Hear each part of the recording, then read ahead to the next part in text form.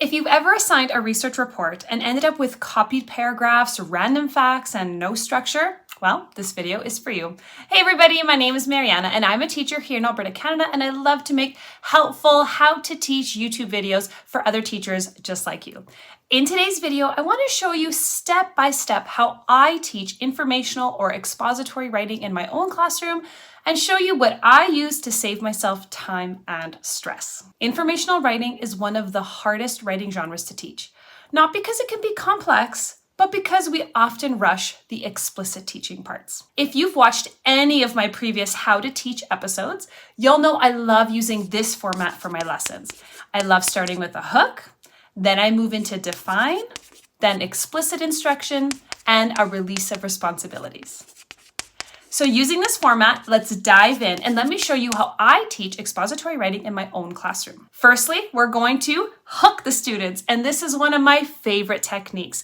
It's called the mystery item. I like to bring in something that the students might not recognize or maybe they don't know much about. For today's example, I'm going to bring in a floppy disk, but you can use any sort of older piece of technology like a light projector, rotary phone, record player, etc. I'll ask students if they know what this is, or even if they just recognize it. And they're probably going to say things like, it's the save icon on a computer, or something to that effect. I will write down all of their ideas on a piece of paper. Then we're going to brainstorm questions together. And I'm going to use those questions and write them down around this image of a floppy disk. So I have it right here. So here, I'm going to write down all of the questions that the students will have. This will be important later in the lesson, and we will write down questions like, what is it? What does it do? Why do people use this? When was it created? How does it work? Who invented it? Who uses it? Etc. This instantly lowers the pressure. Students are all on the same level here.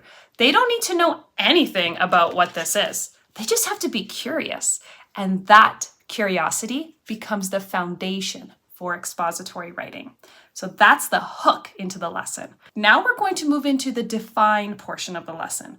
I will tell my students, these questions that you asked about a floppy disk, these are all fantastic research questions that can be answered in a research report, which is what we will be focusing on for the next month. So yes, I do tell them explicitly, our focus in writing for the next month is going to be informational writing. Expository writing or informational writing is writing that clearly teaches the reader about a topic.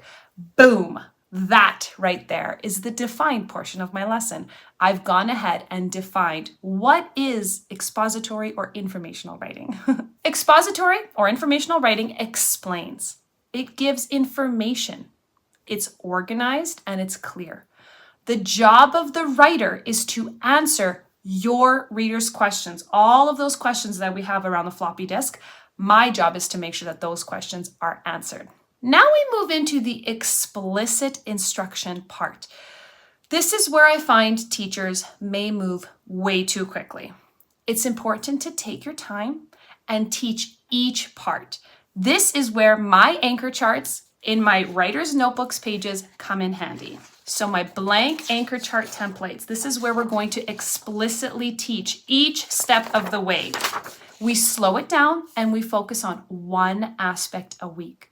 You can follow my scope and sequence in my year plans as well. For today's video, I'm going to use everything from my grade 5 notebooks and lesson plans, but I have this for grade 2, grade 3, grade 4, grade 5, and grade 6. So here are my grade 5 year plans, and in my year plans, in the month of May, we have craft. So the craft that they're working on is a research paper. So we're going to break it down week by week. First week is going to be brainstorming, next week is research, third week is organization and editing, etc. Like I mentioned, the very first week, we are brainstorming and developing questions. So we're going to complete this anchor chart page and brainstorm ideas for our research project. It's important to note here that immediately after we learn the explicit lesson, we are going to practice it. I am modeling my example of a floppy disk research report while the students are going to be working on their own research papers.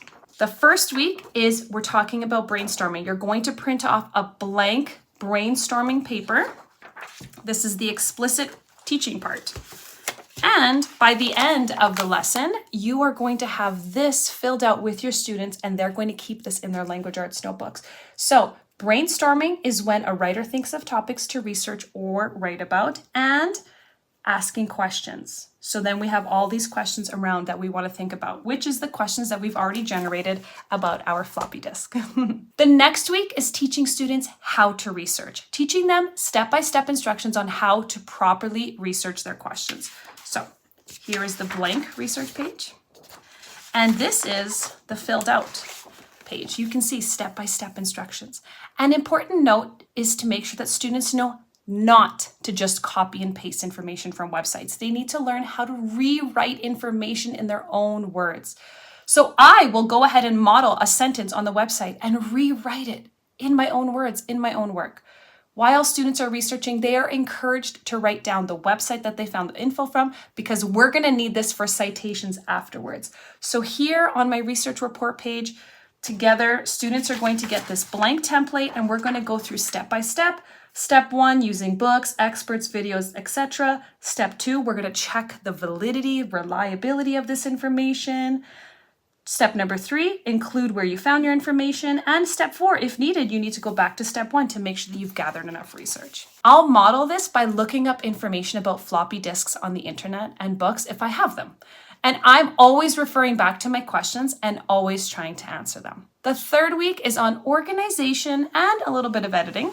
Students will take all of their research and they're going to organize it into clear, well-structured paragraphs. So in this example, in the notebook, I have a whole research report that is going to be about Venus flytraps. And so I have brainstormed questions and I've been researching the questions, but now I need to organize them into clear paragraphs. So I have information here all about how they grow. They grow in tropical areas, the plant can live this long, they grow this big, etc. And then some unique characteristics.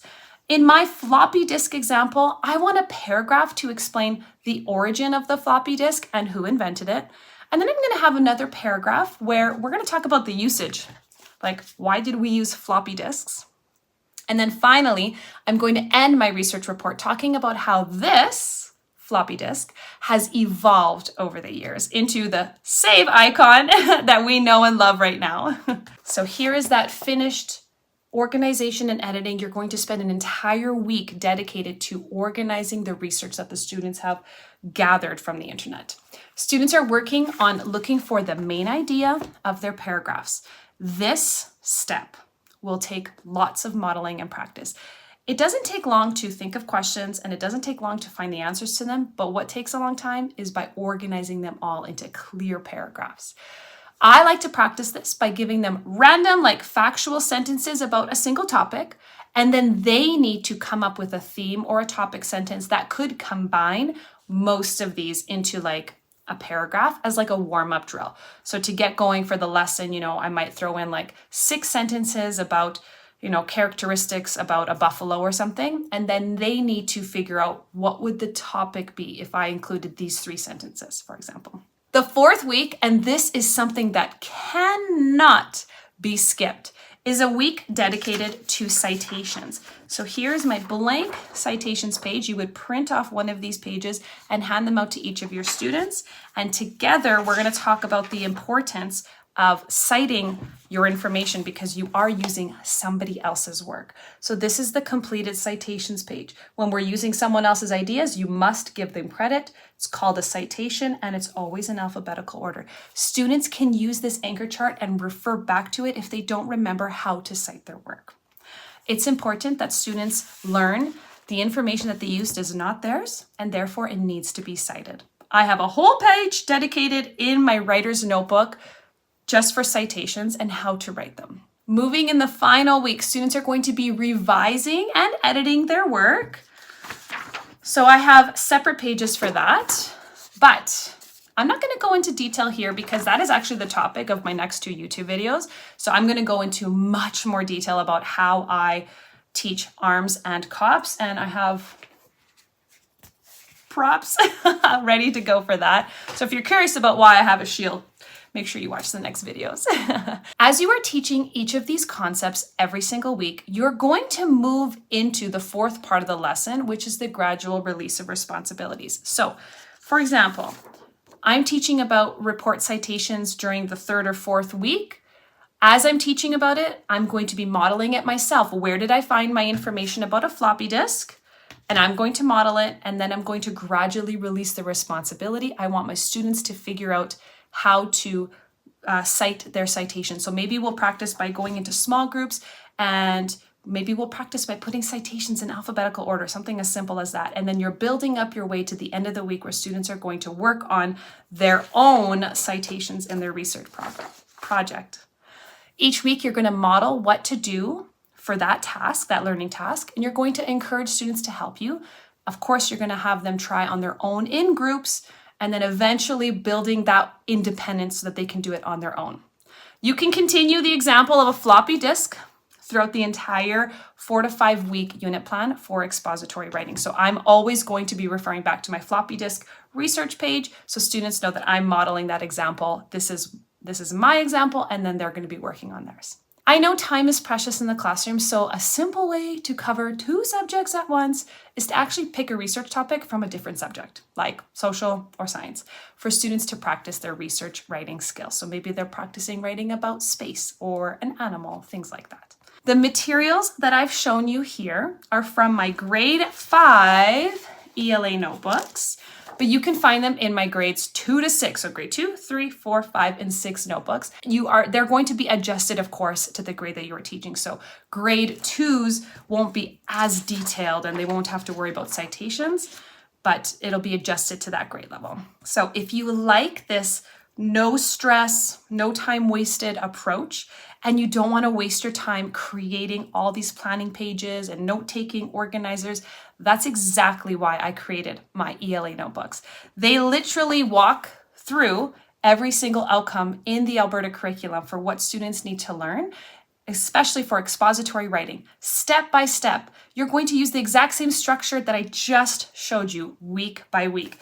And if you're not sure how long, you can also look at my grade 5 year plans where it says every week this is what you're focusing on.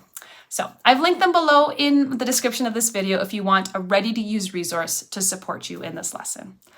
Expository writing isn't about filling up pages. It's about helping students to think clearly and to think about teaching their reader, their audience. Thanks for watching, everybody. If you found this video helpful, feel free to subscribe and give this video a thumbs up. And even better, you can share this video with another colleague who might find this video helpful as well. Next week, I'm going to dive into how I teach students about revising using the ARMS method. In episode 3, we're going to move into the skill of editing with COPs and actually how to get your students to actually fully edit their work. And I've got a tip that will work for you every single time. Thanks so much for watching, everybody, and I'll catch you in the next episode. Bye!